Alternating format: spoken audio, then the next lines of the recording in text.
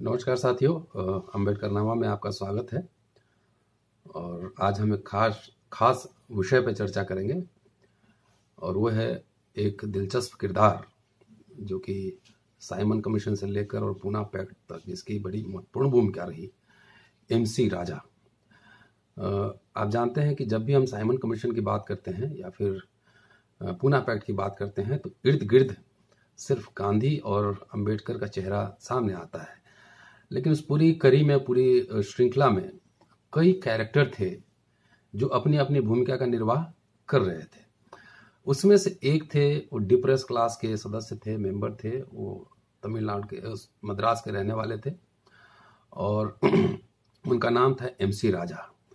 तो मुझे लगा कि इस विषय पर चर्चा की जाने की ज़रूरत है। ये शिक्षा पूरी करने के बाद ये टीचर के रूप में अपॉइंट हुए और राइट फ्रॉम द बिगिनिंग वो सामाजिक सुधार के कार्यों में लगे रहे। 1922 में वो मद्रास लेजिस्लेटिव जो असेंबली है उसके सदस्य नॉमिनेट हुए। 1925 में उन्होंने all India depress classes association का निर्माण किया, उसके अध्यक्ष थे और गवई उसके महासचिव बनाए गए थे। और 1925 में एमसी राजा सेंट्रल असेंबली में नॉमिनेट किए गए थे। तो ये दिलचस्प है और शायद हमें भी जानकारी नहीं थी और जैसे जैसे पढ़ रहा हूँ वैसे वैसे जानकारी हमें मिल रही है। आपको पता होगा कि साइमन कमीशन आया था और साइमन कमीशन में भावी संविधान कैसा हो इसके बारे में चर्चा करने के लिए, भारत के नेताओं से चर्चा करने के लिए वो साइमन कमीशन आया था। जब साइमन कमीशन आया था तब उस समय तकरीबन 18 डिप्रेस क्लास के एसोसिएशन थे। उसमें से 16 ने पृथक निर्वाचन क्षेत्र के बारे में राय दिया था, मंशा जाहिर की थी। लेकिन आपको ये ध्यान रखना पड़ेगा कि अंबेडकर उस समय सेपरेट इलेक्टोरेट, पृथक निर्वाचन क्षेत्र के समर्थन में नहीं थे। अंबेडकर के हिसाब से संयुक्त निर्वाचन क्षेत्र होना चाहिए जिसमें से डिप्रेस क्लासेस के लिए कुछ रिजर्व सीट होने चाहिए। ये अंबेडकर की लाइन थी। और देखिए कैसे पूरा ट्रांसफॉर्मेशन होता है, पूरा बदलाव आता है अंबेडकर के सोच में। तो साइमन कमीशन के जाने के बाद आपको पता है कि गोलमेज सम्मेलन हुआ था इंग्लैंड में 1930 में, फर्स्ट राउंड टेबल कॉन्फ्रेंस। और उसमें एमसी राजा को निमंत्रण नहीं दिया गया था, उनकी जगह अंबेडकर गए थे। तो मुझे लगा शायद इसके दो कारण थे। दो कारण ये थे, पहला कारण कि अंबेडकर इंटेलेक्चुअली साउंड थे और वो कम्युनिकेट कर सकते थे। दूसरी बात, उनकी अंग्रेजी बेहतर थी, इसलिए इंटरनेशनल दुनिया से वो कम्युनिकेट कर सकते थे। ये दो वजह रही होंगी जिसकी वजह से अंबेडकर को वहां पे इनवाइट किया गया फर्स्ट राउंड टेबल कॉन्फ्रेंस में। तो पहले जब साइमन कमीशन है उस समय अंबेडकर सेपरेट इलेक्टोरेट की बात नहीं कर रहे हैं, लेकिन जब फर्स्ट राउंड टेबल कॉन्फ्रेंस शुरू हुआ तो उन्होंने जो लिखित मेमोरेंडम दिया उसमें उन्होंने पहली बार पृथक निर्वाचन क्षेत्र की बात की और उन्होंने कहा कि 10 वर्ष के लिए पृथक निर्वाचन क्षेत्र रहे और फिर ज्वाइंट इलेक्टोरेट में, संयुक्त निर्वाचन क्षेत्र में जो है रिजर्व सीटों के साथ बने। कि पहले 10 वर्ष सेपरेट देन ज्वाइंट, लेकिन ये ज्वाइंट तब तक नहीं बने जब तक कि वयस्क मताधिकार लागू नहीं हो और डिप्रेस क्लासेस के लोग इसके लिए सहमति नहीं दे। ये इंपॉर्टेंट पॉइंट है। तो इसके बाद जो फेज आता है वो है सेकंड राउंड टेबल कॉन्फ्रेंस का, 1931 में। और सेकंड राउंड टेबल कॉन्फ्रेंस में अंबेडकर के विचारों में फिर एक परिवर्तन देखा जाता है। अब वो 10 वर्ष नहीं बल्कि कह रहे हैं कि पृथक निर्वाचन क्षेत्र डिप्रेस क्लासेस के लिए 20 वर्ष होने चाहिए। और जब तक, ये सप्लीमेंट्री उन्होंने मेमोरेंडम दिया था कि जब तक एडल्ट फ्रेंचाइजेज, वयस्क मताधिकार लागू नहीं हो तब तक जो है वो ज्वाइंट इलेक्टोरेट के पक्ष में नहीं है। दूसरा वो कहते हैं कि ज्वाइंट, संयुक्त क्षेत्र के लिए दलितों की सहमति जरूरी है। तो इस तरह से अंबेडकर के विचारों में परिवर्तन आता है। आपको पता है कि फर्स्ट राउंड टेबल कॉन्फ्रेंस में कांग्रेस ने बहिष्कार किया था, गांधी उसमें इंग्लैंड नहीं गए थे। लेकिन सेकंड राउंड कॉन्फ्रेंस में गांधी इंग्लैंड जाते हैं और गांधी का जो विरोध है जो सेपरेट इलेक्ट्रोड के सिद्धांत का जगजाहिर है। वो कैसे बाद में पूना पैक्ट में कन्वर्ट होता है, वो पूरी एक कथा है, उस श्रृंखला धीरे धीरे आपके बीच लाऊंगा। लेकिन 1932 में जो कॉमनवेल्थ अवार्ड की घोषणा होती है, और इसमें पहली बार जो डिप्रेस क्लासेस के लोग हैं, जो अछूत वर्ग के लोग हैं, उनको डबल वोट देने का अधिकार मिलता है कि पृथक निर्वाचन क्षेत्र वो अपने कैंडिडेट को भी चुनेंगे और साथ साथ जनरल जो कैंडिडेट होंगे उनको भी ये वोट करेंगे। तो इसके विरोध के बाद जो भारत में जो डिप्रेस क्लासेस के लोग थे, उनकी बहुत ही मैसिव रिएक्शन, बहुत ही तीव्र प्रतिक्रिया आई गांधी के खिलाफ। और गुड़गांव में एक अधिवेशन हुआ, all India depress classes association, जिसके अध्यक्ष MC राजा थे, उनकी अध्यक्षता में एक अधिवेशन हुआ और वहां पे गांधी के विचारों की मुखर आलोचना की गई। और MC राजा ने कहा कि गांधी सत्य से भटका रहे हैं, वो गुमराह कर रहे हैं और वो जो बोल रहे हैं वो सत्य नहीं है अस्पृश्यों के बारे में, डिप्रेस क्लास के बारे में। तो ये पूरा एक चेंज आ रहा है यहाँ पे। और लेकिन कुछ दिनों बाद अब देखेंगे कि कुछ दिनों बाद राजा फिर अपना पाला बदल लेते हैं और कहते हैं कि नहीं, रिजर्व सीट के साथ ज्वाइंट इलेक्टोरेट होना चाहिए, संयुक्त निर्वाचन होना चाहिए। अब इस पर अंबेडकर ने 1932 में पटना से एक लंबा आक्रामक चिट्ठी डिप्रेस क्लास एसोसिएशन के जनरल सेक्रेटरी, MC राजा के संगठन के जनरल सेक्रेटरी BM गवई को उन्होंने लिखा। वो बहुत ही स्ट्रांग लेटर है और उसको पढ़े जाने की जरूरत है। उन्होंने कहा कि राजा अब ज्वाइंट इलेक्टोरेट के पक्ष में बात कर रहे हैं। उम्मीद करता हूं कि आपका संगठन उनकी बात पर ध्यान नहीं देगा, अन्यथा यह कदम आत्मघाती होगा।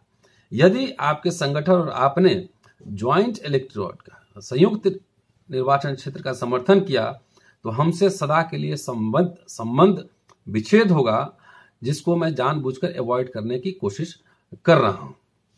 तो ये देखिए राजा का जो ट्रांसफॉर्मेशन है, पहले शुरू में वो ज्वाइंट इलेक्टोरेट की बात करते हैं और उसके बाद फिर सेपरेट इलेक्टोरेट की बात करते हैं। इसके दो कारण दिखते हैं।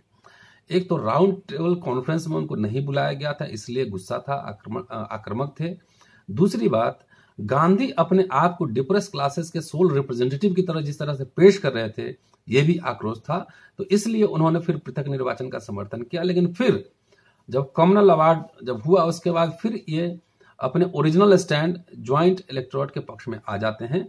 और उसके बाद एक बहुत बड़ा पैक्ट है, जो हिंदू महासभा के नेता थे मुंजे, उनके बीच में और राजा के बीच में एक पैक्ट होता है। उसको पढ़िए, वो वॉल्यूम 17 पार्ट 1 में वो पूरा प्रोसीडिंग है, इस बार पढ़े जाने की जरूरत है। तो ये पैक्ट हुआ उसके हिसाब से कि रिजर्वेशन तो होगा, लेकिन वो पृथक निर्वाचन में नहीं होगा, बल्कि वो संयुक्त क्षेत्र में ही रिजर्वेशन का अधिकार दिया जाएगा। तो यह एक रणनीति थी मुंजे की कि वो अंबेडकर के आंदोलन को कमजोर करें। ये रणनीति के तहत ये हुआ था। तो ये जो समझौतावादी नीति है जो MC राजा की, उसकी वजह से अंबेडकर काफी अग्रेसिव थे, बहुत ही आक्रामक तेवर अपनाया। और इसका रिएक्शन सिर्फ एक जगह नहीं, पूरे भारत में इसका रिएक्शन देखा गया। और कई, जैसे असम, दिल्ली, पंजाब, उत्तर प्रदेश, तमाम ऐसे जगह से जो डिप्रेस क्लास के लीडर थे, उन्होंने MC राजा का बाइकआउट किया और अंबेडकर के समर्थन में खुलकर आए। अब राजा का जो पक्ष परिवर्तन था, उसमें क्या इंपॉर्टेंट बात थी? उसमें दो इंपॉर्टेंट बातें उन्होंने अपने समर्थन में कही। पहला कि कॉमनवेल्थ अवार्ड में जो डिप्रेस क्लासेस हैं, उनको जनसंख्या के अनुपात में वो नहीं दिया गया है रिप्रेजेंटेशन, नंबर 1। नंबर 2, वो कह रहे थे कि इससे जो है वो यूनिफाइड हिंदू की बात कर रहे थे। उनका थोड़ा सा अटैचमेंट हिंदू मूवमेंट की ओर भी था। तो यूनिफाइड मूवमेंट की हिंदू की बात कर रहे थे।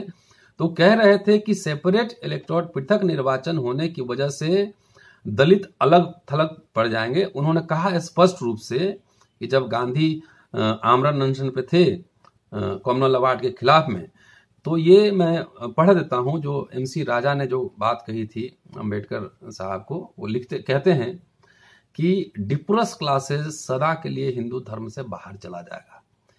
कि हजारों साल से दुनिया हमें अस्पृश्य, दबा कुचला और घृणित मानती रही है। महात्मा हमारे लिए आमरण अनशन कर रहे हैं। अगर उनकी मृत्यु होती है तो हजारों साल तक हम वहीं पड़े रहेंगे जहां पर हम पड़े हुए थे। लोग यह भी कहेंगे कि हमने उनकी हत्या कर दी है। तब हमारे खिलाफ जन भावनाओं का इतना बड़ा सैलाब आएगा कि समूचा सभ्य समाज हमें लात मारकर और अधिक नीचे फेंक देगा। अब मैं तुम्हारे साथ खड़ा नहीं हूं, ये अंबेडकर को कह रहे हैं कि अब मैं तुम्हारे साथ खड़ा नहीं हो सकता। मैं सम्मेलन में जाऊंगा। जिस समय आपको याद होगा कि जब गांधी आमरण अनशन कर रहे थे उसके 1-2 दिन पहले हिंदू नेताओं की, मालवीय की अध्यक्षता में मुंबई में सम्मेलन का आयोजन किया गया था। उस सम्मेलन की ये बात कर रहे हैं। मैं सम्मेलन में जाऊंगा और समाधान ढूंढने की कोशिश करूंगा। अब मैं तुमसे रिश्ता तोड़ता हूं। ये उनका स्टेटमेंट था। बाद में हम सब जानते हैं कि अंबेडकर मान गए और उन्होंने कहा कि अब मैं सुलह के लिए तैयार हूं। जो हुआ पूना पैक्ट, उसमें हम बाद में चर्चा करेंगे। लेकिन जो आरोप एमसी राजा का था उसका जवाब बहुत दिलचस्प है। अंबेडकर ने जो जवाब दिया वो दिलचस्प है। पहला जवाब, वो कहते हैं कि हाँ, मैं मानता हूं कि इसमें जो सीट की संख्या है वो कम हुई है, कम आबादी के अनुपात में सीट नहीं मिला है। लेकिन उन्होंने कई राज्यों का आंकड़ा निकाला, पेश किया और उसके आधार पर उन्होंने बातें कही। वो कहते हैं कि इंडियन जो सेंट्रल कमिटी है उसमें राजा साहब मेंबर थे और सेंट्रल कमिटी के रिपोर्ट के हिसाब से जो डिप्रेस क्लासेस को हक मिला कुछ इस तरह से है। मद्रास 150 में 10, बॉम्बे 114 में 8, उत्तर प्रदेश 182 में 8, पंजाब 150 में 6, बिहार एंड उड़ीसा 150 में 6, सेंट्रल प्रोविंस 125 में 8। ये आंकड़ा पेश करते हुए डॉक्टर अंबेडकर ने लिखा कि अगर आंकड़ों को देखेंगे तो वह भी जनसंख्या के अनुपात में नहीं है, प्रोपोर्शनेट नहीं है। और राजा इस निर्णय के पार्टी थे। उन्होंने इसका विरोध सेंट्रल असेंबली में, सेंट्रल कमिटी में उन्होंने नहीं किया। तो इसलिए कहते हैं अंबेडकर कि दूसरों की आलोचना करने से पहले अपने चेहरा देखना चाहिए, अपने आप को देखना चाहिए, अपने गिरवान में झांकना चाहिए। वो कहते हैं कि वो सेंट्रल कमिटी में डिप्रेस क्लास के प्रतिनिधि के रूप में नॉमिनेट हुए थे, लेकिन इसमें जो उन्होंने कोई प्रतिरोध दर्ज नहीं किया। जब अनुपात के हिसाब से डिप्रेस क्लास को नहीं मिला तो उन्होंने कोई प्रतिरोध दर्ज नहीं किया। उन्हें यह अवसर था कि वो आबादी के अनुसार अपने प्रतिनिधित्व की मांग करते, लेकिन ऐसा उन्होंने नहीं किया। क्यों? इसका जवाब राजा को दिया जाना चाहिए। जो दूसरा तर्क था अंबेडकर का, वो कहते हैं कि अगर आप हिंदू हैं तो ये हृदय परिवर्तन का ही मामला है। अगर यदि राजा को सेपरेट इलेक्टोरेट, पृथक निर्वाचन क्षेत्र से आपत्ति है तो ऐसे किसी भी क्षेत्र से उम्मीदवार न हो। तो जनरल से क्षेत्र से लड़ने के लिए और वोट डालने के लिए उनका अधिकार है, वो लड़ सकते हैं।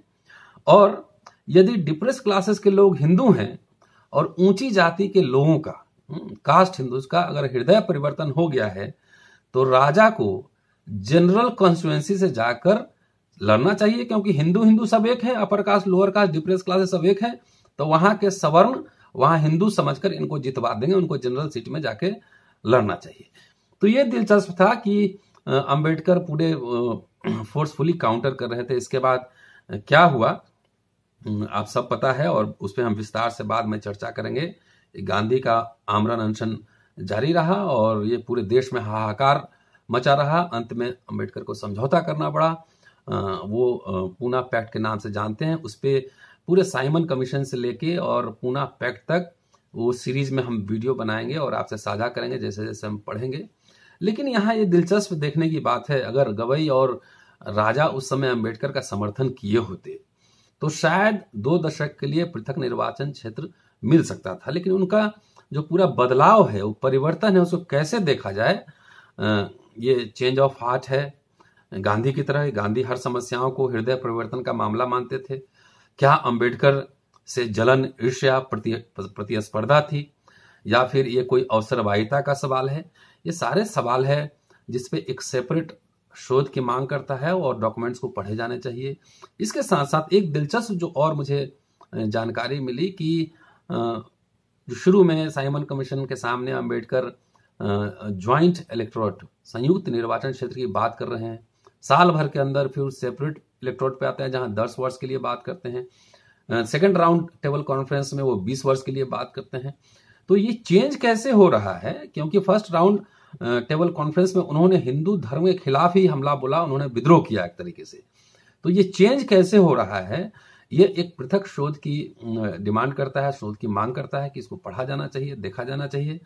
बहरहाल आज इतना ही, और विभिन्न घटनाओं पे फिर चर्चा होगी, और पूना पैक्ट से लेकर पूना पैक्ट से पहले साइमन कमीशन तक जो घटनाक्रम है साइमन कमीशन से शुरू करेंगे और आगे तक जाएंगे। और दूसरा, उससे पहले एक वीडियो आपको और जारी करेंगे जिसमें अंबेडकर का बिहार से क्या रिश्ता है। वो जगजीवन राम के इमरजेंसी से पहले क्या वो बिहार गए थे तो किस संदर्भ में गए थे, क्या जगजीवन बाबू ने उनको चिट्ठी लिखा था, तो इस पे एक वीडियो तुरंत जारी करेंगे। साथियों, आज के लिए इतना ही, और उम्मीद करता हूं कि यदि विमर्श अच्छा लगे तो इस वीडियो को लाइक करना, सब्सक्राइब करना, शेयर करना ना भूलें, और साथ साथ वहां जो बेल है वो बजा दें, जिससे कि आपको हर वीडियो की सूचना मिलती रहे। शुक्रिया साथियों, जय भीम, शुक्रिया, थैंक यू वेरी मच।